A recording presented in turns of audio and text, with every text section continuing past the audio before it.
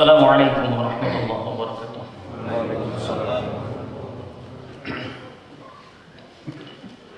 Allahu akbar, Allahu akbar, Allahu akbar, Allahu akbar, Allahu akbar, Allahu akbar, Allahu akbar, Allahu akbar, Allahu akbar, Allahu akbar kabira, walhamdulillahi katsira, wa subhanallahi bukratan wa asila. La ilaha illallah, Allahu akbar, Allahu akbar walillahil hamd. Alhamdulillahilladzi waffaqana liitmami syahri ramadana wa a'anana ala siyam wal qiyam waj'alana khayra ummatin ukhrijat linnas. Nahmaduhu ala taufiqihi wa hidayati wa ashhadu an la ilaha illallah wahdahu la syarika lah, lahul mulku malikul haqqul mubin, wa ashhadu anna muhammadan abduhu wa rasuluh khatamun nabiyyin, wassalatu wassalamu ala sayyidina muhammadin wa ala alihi wa sahbihi wattabi'in wa man tabi'ahum bi ihsanin ila yaumiddin. Amma ba'd. Fa ya ibadallah, usikum wa nafsi bitaqwallah faqad fazal muttaqin wa usukum ala ta'atihi la'allakum turhamun. Segala puji bagi Allah Subhanahu wa taala. Hingga saat ini kita masih diberikan kemampuan oleh Allah Subhanahu wa taala untuk menjalankan perintah-perintahnya. Dan salah satunya adalah kita saat ini berada bersama-sama telah menjalankan sholat Idul Fitri berjamaah. Shalawat dan salam semoga selalu terlimpah tercurahkan kehadirat Nabi Agung Rasulullah Muhammad SAW, juga kepada keluarganya, para sahabat-sahabatnya, para tabi'in, para tabi'ut tabi'in, dan semoga syafaatnya sampai kepada kita semua sebagai pengikutnya hingga akhir zaman nanti. Masyaallah muslimin, Bapak Ibu jamaah salat Id yang berbahagia yang dimuliakan Allah Subhanahu wa taala.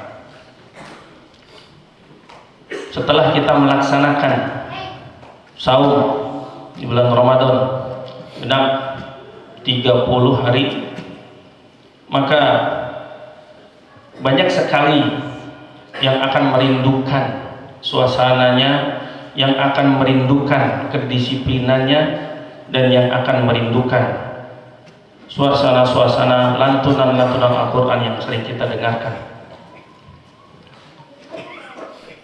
Dan setelah kita selesai melaksanakannya di bulan Syawal ini, tantangan terbesar bagi kita adalah bagaimana cara kita mengistiqomahkan semua amalan-amalan, semua aktivitas yang tadinya kita laksanakan dengan senang dan nyaman. Mungkin pada saat di bulan-bulan berikutnya tidak ada suasana atau lantunan Al-Quran yang terdengar setiap menjelang maghrib, atau peringatan-peringatan dari setiap masjid atau lingkungan untuk memperingatkan kepada para jamaah di sekitarnya bahwa sebentar lagi imsak dan sebagainya. Masyaallah muslimin rahimakumullah, di bulan Ramadan kemarin kita dilatih oleh Allah Subhanahu wa taala, kita dididik oleh Allah Subhanahu wa taala untuk melakukan kedisiplinan, di mana amalan-amalan yang diperintahkan Allah Subhanahu wa taala dan dicontohkan oleh Rasulullah Muhammad SAW itu adalah untuk kepentingan kita sendiri, di mana di dalam surat Al-Baqarah ayat 183 kita semua sudah paham karena sudah sering disampaikan oleh para penceramah bahwa tujuan kita melaksanakan shaum di bulan Ramadan adalah la'allakum tattaqun, agar kita menjadi orang-orang yang bertakwa. Pada saat kita mendengar kalimat takwa, maka banyak sekali pemahaman-pemahaman yang sudah disampaikan, terutama pada saat kita mengecam pendidikan. Takwa itu adalah melaksanakan semua perintah Allah Subhanahu wa taala dan meninggalkan semua larangan Allah Subhanahu wa taala. Di antara sahabat Rasulullah SAW yaitu Umar bin Khattab radhiyallahu anhu menggambarkan ketakwaan itu adalah bagaikan kita berjalan di jalanan yang penuh dengan duri. Dan apabila kita tidak berhati-hati dalam menapakkan kaki kita, dalam melangkahkan kaki kita, maka kita akan terkena duri-duri tersebut. Bahkan bisa lebih parah, kita bisa tergelincir ke suatu atau ke dalam hal yang tidak kita senangi. Masyarul muslimin rahimakumullah, Bapak Ibu jamaah salat Id yang berbahagia dan dimuliakan Allah Subhanahu wa taala. Untuk mencapai ketakwaan ini, Rasulullah SAW sudah menyampaikan dan disampaikan berikutnya kembali oleh para ulama, tentunya dengan rancangan-rancangan yang mungkin nantinya bisa kita amalkan. Rancangan awal yang bisa kita pahami yaitu disebut dengan mujahadah. Mujahadah di sini mungkin banyak sekali yang mengartikan secara singkat, secara sempit, yaitu jihad. Padahal mujahadah sendiri arti dari sebenarnya adalah bersungguh-sungguh, bersungguh-sungguh dalam melaksanakan semua perintah Allah Subhanahu wa taala. Pada saat kita bersungguh-sungguh melaksanakan perintah Allah Subhanahu wa taala seperti kita melaksanakan ibadah di bulan Ramadan yang diwajibkan oleh Allah Subhanahu wa taala kepada kita, maka Allah pun akan bersungguh-sungguh membuat kehidupan kita menjadi lebih baik tentunya. Kesungguhan ini sudah dilatih, sudah kita latih. Kita berlatih selama sebulan kemarin, yaitu di bulan Ramadan. Banyak sekali hal-hal yang kita bisa dapatkan. Apabila kita belum mampu membaca Al-Quran dengan baik dan benar, maka sudah selayaknya lah kita berusaha untuk mencari yang bisa menyampaikan, yang mampu mengajarkan cara membaca Al-Quran dengan baik dan benar.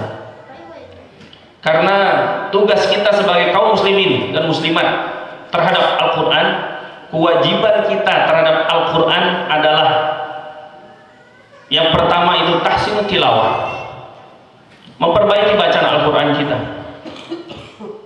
Karena Allah Subhanahu wa taala berfirman di dalam surat Al-Baqarah ayat 121, sesungguhnya orang-orang yang diberi kitab itu akan membaca Al-Quran dengan sebagaimana mestinya. Lalu bagaimana kita memahami bahwa bacaan Al-Quran kita sudah sebagaimana mestinya, yang sudah seperti dicontohkan oleh Rasulullah Muhammad SAW?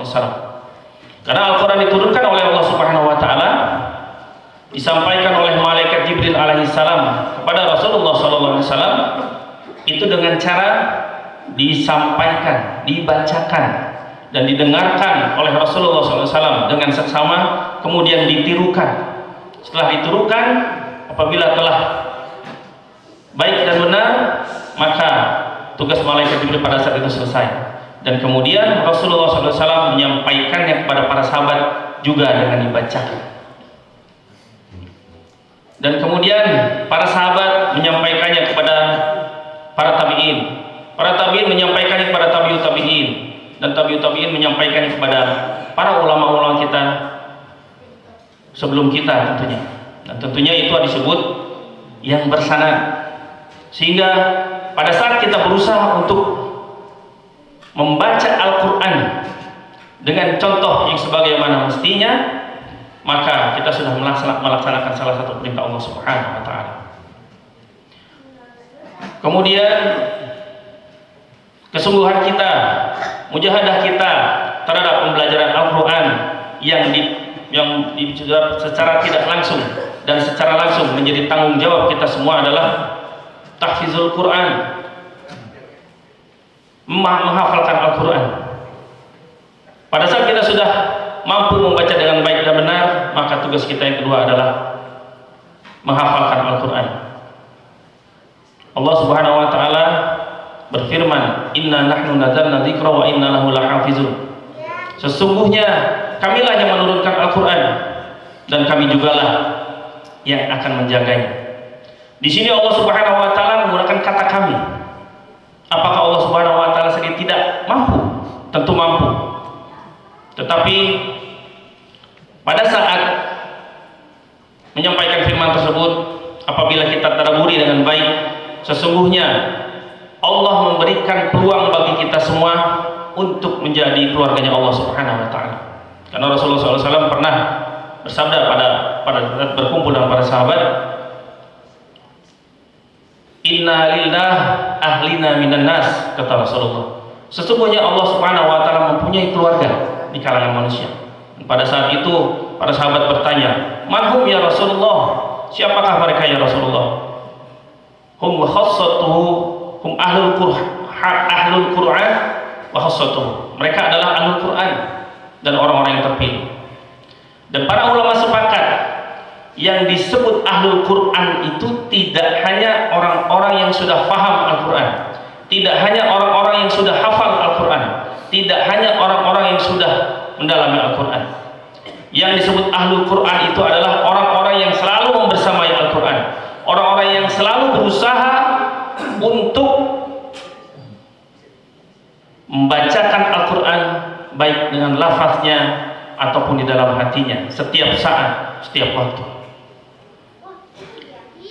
Masyaallah muslimin rahimakumullah, jamaah salat Id yang dirahmati Allah Subhanahu wa Ta'ala. Kewajiban kita ketiga terhadap Al-Quran adalah tafhimul Quran, memahami Al-Quran dengan baik dan benar. Pada saat kita sudah mampu membacanya dengan baik dan benar sesuai dengan tuntunan Rasulullah SAW dan menghafalkannya secara detail, maka kewajiban berikutnya adalah tafhimul Quran, memahami Al-Quran. Pada saat kita ada kekeliruan dalam membaca atau memenggal dalam bacaan dalam satu kalimat, kita ambil contoh misalnya ada 5 kata yang kita baca pada saat itu. Misalnya ada kata kucing, kemudian kata makan, kata tikus, dan kata mati. Apabila kita kurang teliti dalam memenggal bacaannya, maka makna yang kita sampaikan atau makna yang kita baca itu akan menjadi berbeda. Pada saat kita memenggalnya dengan kalimat kucing makan tikus mati, maka maknanya adalah kucing memakan bangkai tikus. Dan kemudian apabila dipenggal dengan kalimat kucing makan tikus mati, maka maknanya pun berbeda karena keduanya tidak ada hubungan. Dan kemudian apabila kita penggal dengan kalimat kucing makan tikus mati, maka maknanya pun akan menjadi kucing tersebut mati setelah memakan tikus. Masyaallah muslimin rahimakumullah, pentingnya memahami Al-Quran sesuai dengan arahan yang disampaikan oleh Rasulullah SAW. Tentunya itu adalah akan membimbing kita, memahami kita bahwa Al-Quran itu adalah benar-benar petunjuk bagi kita sesuai dengan firman Allah Subhanahu wa Ta'ala, Dzalikal kitabul la raiba fihi hudan lil muttaqin. Petunjuk bagi orang-orang yang ingin bertakwa kepada Allah Subhanahu wa Ta'ala. Pada saat kita ingin berusaha untuk bertakwa kepada Allah Subhanahu wa Ta'ala, maka rancangan yang sudah disampaikan, yang sudah dicontohkan patut kita ikuti. Seperti mujahadah. Pada saat kita bersungguh-sungguh memahami Al-Quran, maka kehidupan kita pun akan menjadi sukses dunia akhirat. Seperti cita-cita kita semua yang akan meninggalkan dunia ini dengan husnul khotimah. Karena kalimat husnul khotimah itu tidak semata-mata kita dapatkan secara tiba-tiba tentunya, melainkan husnul khotimah atau akhirat yang baik itu akan kita dapatkan sesuai dengan kebiasaan kita keseharian. pada saat kita melakukan amalan ibadah dalam pusaran tersebut. Setiap pagi misalnya kita bangun pagi, kita bersyukur pada Allah Subhanahu wa taala dengan mengucapkan alhamdulillahilladzi ahyana ba'da ma amatana wa ilaihil nusur. Maka itu adalah salah satu bentuk ketakwaan kita kepada Allah Subhanahu wa taala. Karena orang-orang yang bersyukur dan berdoa kepada Allah Subhanahu wa taala itu termasuk orang-orang yang menghambakan diri kepada Allah Subhanahu wa taala dalam ketakwaan. Dan Allah jamin pada saat kita bersyukur kepada Allah Subhanahu wa taala, kita pun akan ditambah nikmatnya oleh Allah Subhanahu wa taala. Seperti janji Allah dalam surat Ibrahim ayat 7, la in syakartum la'azidannakum wa la in kafartum inna adzabi lasyadid. Apabila kalian bersyukur, maka akan aku tambah nikmatnya. Dan apabila kalian kufur dengan nikmat yang telah aku berikan, maka sesungguhnya azabku sangat pedih. Syukur ini mungkin tidak pernah kita rasakan, padahal pada saat kita bisa membukakan mata, pada saat kita sudah terbangun dari tidur kita atau kematian sementara kita, itu adalah salah satu bentuk rahmat dari Allah Subhanahu wa taala yang secara langsung dan secara tidak langsung memberikan kesempatan kita untuk terus berusaha mengumpulkan bekal-bekal dalam kehidupan kita, sehingga pada saat nanti akhirat memanggil kita, Allah menentukan kita untuk kembali, maka kita dalam keadaan husnul khotimah. Masyaallah muslimin rahimakumullah. Rangkaian berikutnya untuk menjadikan kita menjadi hamba-hamba yang istiqomah adalah muqarabah. Muqarabah di sini diartikan selalu merasa selalu diawasi oleh Allah Subhanahu wa taala. Untuk ini khatib ingin mengilustrasikan, apabila di dalam suatu ruangan, di setiap sudut ruangan tersebut dipasang CCTV yang amat canggih, di mana CCTV tersebut bisa merekam semua tindak tanduk, semua kelakuan, semua aktivitas orang-orang yang berada di dalamnya, bahkan pembicaraannya pun, bahkan niat dalam hatinya pun akan tercatat dengan baik dengan CCTV tersebut. Maka sudah barang tentu kita semua sebagai orang-orang yang berada di dalamnya akan selalu berhati-hati dalam bertindak. Kita semua di dalamnya akan menjadi orang-orang yang selalu waspada. Apakah yang kita lakukan itu sudah cukup baik dan benar sesuai dengan ketentuan di dalam ruangan tersebut, atau malah nyeleweng, tidak menjalankan semua aturan yang sudah disampaikan di dalam ruangan tersebut. Nah, apabila hal ini kita terapkan di dalam hati kita, di dalam pikiran kita, bahwa Allah Subhanahu wa taala mempunyai CCTV yang maha canggih, yang paling canggih dari seluruh yang paling canggih, maka patut kita memikirkan niat kita yang senantiasa misalnya ingin melakukan kemaksiatan kepada Allah Subhanahu wa taala, maka kita akan perbaiki kelakuan-kelakuan kita, aktivitas-aktivitas kita, baik itu berdusta atau mencuri secara sembunyi-sembunyi yang disebut korupsi, tentunya akan menjadi suatu hal yang menakutkan pada saat kita memahami bahwa keaktifan kita atau kejahatan kita tersebut akan diperlihatkan oleh Allah Subhanahu wa taala pada saat nanti kita dihisab di akhirat. Kita akan dipertontonkan, diperlihatkan oleh Allah Subhanahu wa taala semua kebaikan-kebaikan yang kita lakukan, semua kejahatan-kejahatan yang kita lakukan. Masyaallah muslimin rahimakumullah. Banyak sekali di akhir zaman ini mungkin akan kita temui dan kita pahami bahwa kejahatan itu bisa jadi menjadi seolah kebaikan pada saat kalimat atau tutur katanya dibolak-balik. Masyaallah muslimin rahimakumullah. Kemudian rancangan yang berikutnya adalah muhasabah. Muhasabah di sini adalah menghitung. Kita hitung, kita hisab diri kita sebelum kita dihisab oleh Allah Subhanahu wa taala nanti di akhirat. Hisab yang kita lakukan di sini adalah kita hitung sudah berapa banyak kebaikan, amal-amal kebaikan, amal-amal perintah Allah Subhanahu wa taala yang kita lakukan sampai saat ini. Apakah lebih banyak amalan baik yang kita lakukan atau lebih banyak amal buruk yang kita lakukan? Sehingga dengan hisab kita tersebut kita bisa mawas diri, kita bisa menghitung bahwa apakah nanti kita akan menjadi ahli surga atau ahli neraka.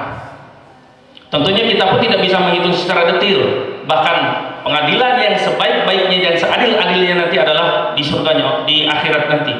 Apakah kita menjadi hamba-hamba yang dipantaskan oleh Allah Subhanahu wa taala masuk ke surganya, atau hamba-hamba Allah yang layaknya masuk neraka? Karena pada saat dihisab nanti ada, menurut ulama disampaikan, ada 3 orang pertama yang akan dimintai pertanggungjawabannya oleh Allah Subhanahu wa taala. Yang pertama adalah seorang ustadz, seorang guru ngaji yang akan ditanya oleh Allah Subhanahu wa taala, apa yang sudah kau lakukan di dunia ini?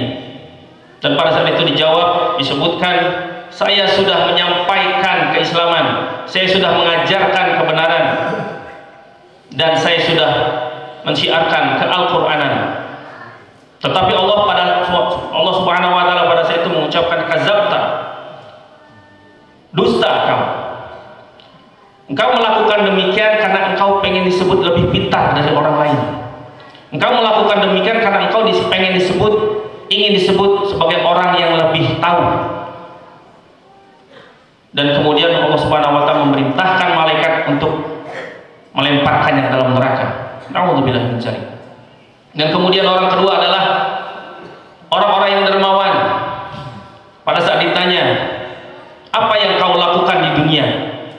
Dan orang tersebut menjawab, aku sudah menginfakkan, mensedekahkan semua harta-harta yang kau berikan padaku ya Allah.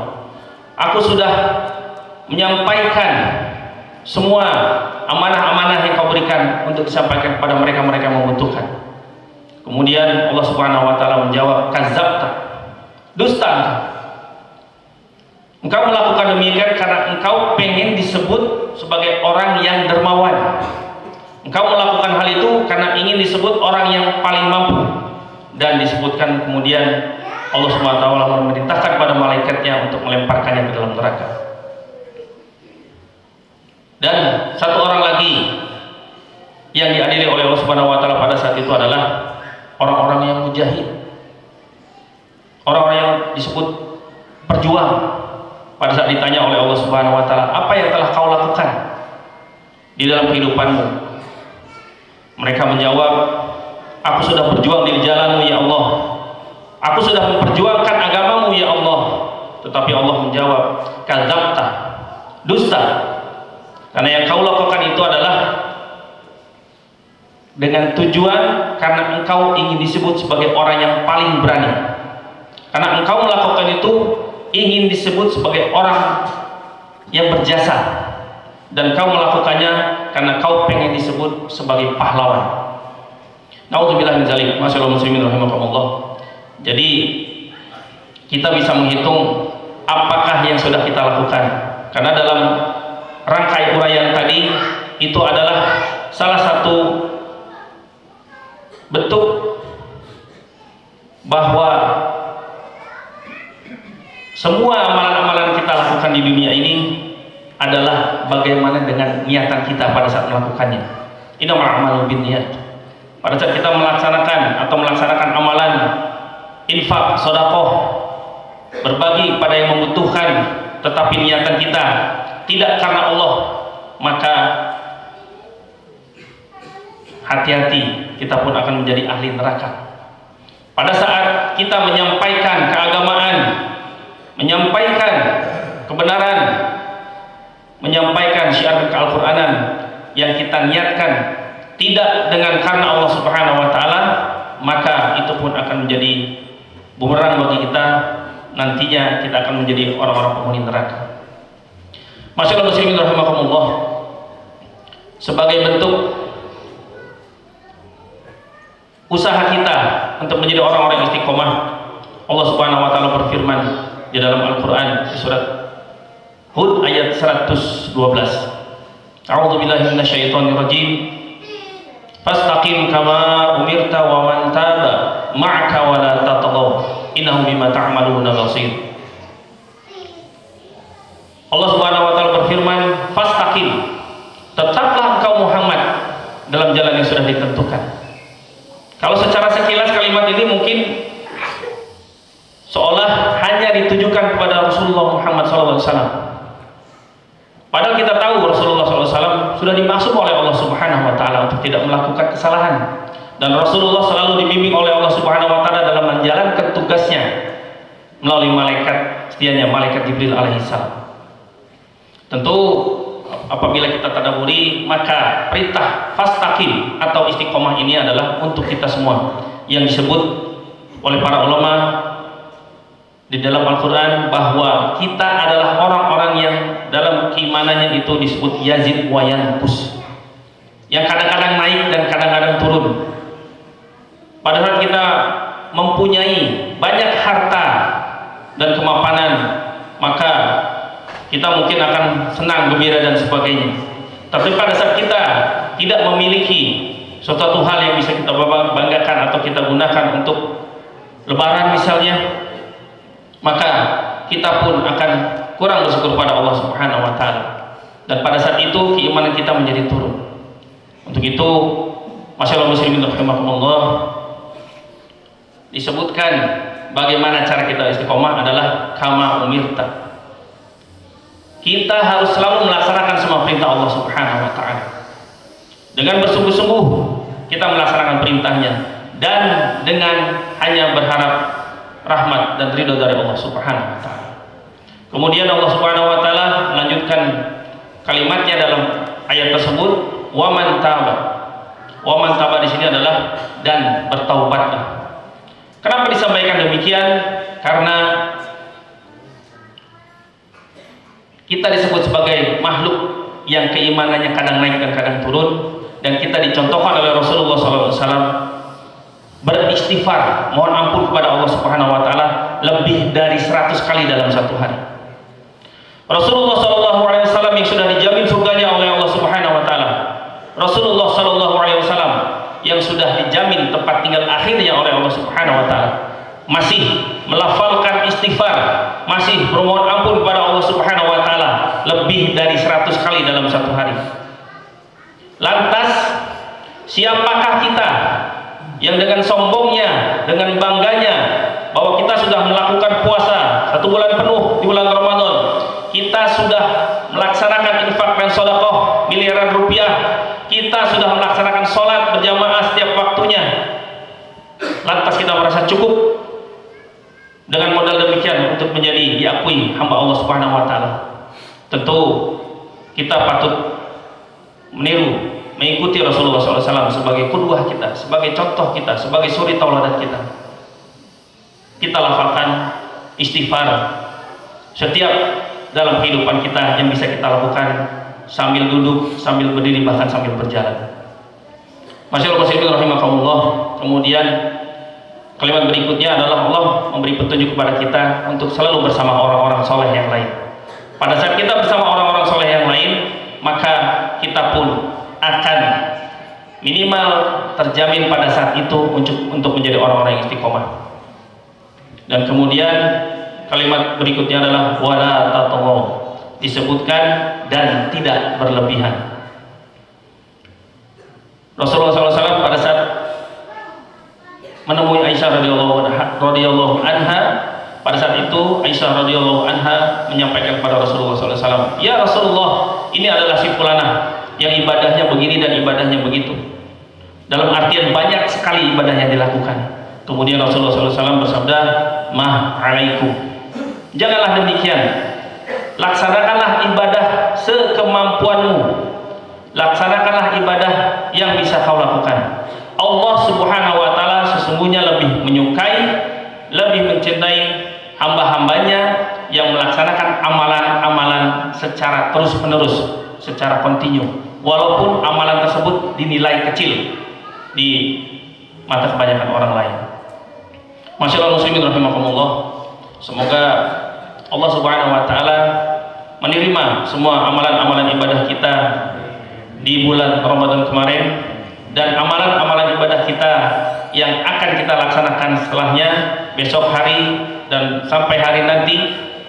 Kita mohonkan kepada Allah Subhanahu wa taala untuk mendapatkan ridho dan rahmat darinya. Alhamdulillahirabbil alamin. Taqabbalallahu minna wa minkum siyamana wa siyamakum.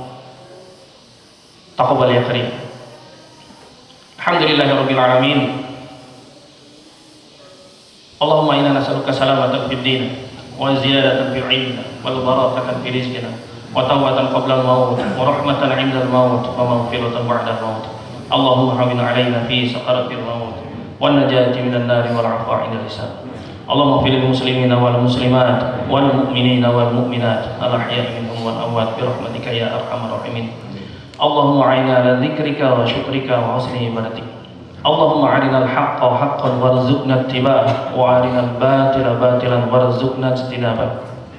Rabbana la tuzigh qulubana ba'da idh hadaytana wa hab lana min ladunka rahmah innaka antal wahhab. Rabbana zalamna anfusana wa illam taghfir lana wa tarhamna lanakunanna minal khasirin. Rabbana hab lana min azwajina wa dhurriyyatina qurrata a'yun waj'alna lil muttaqina imama.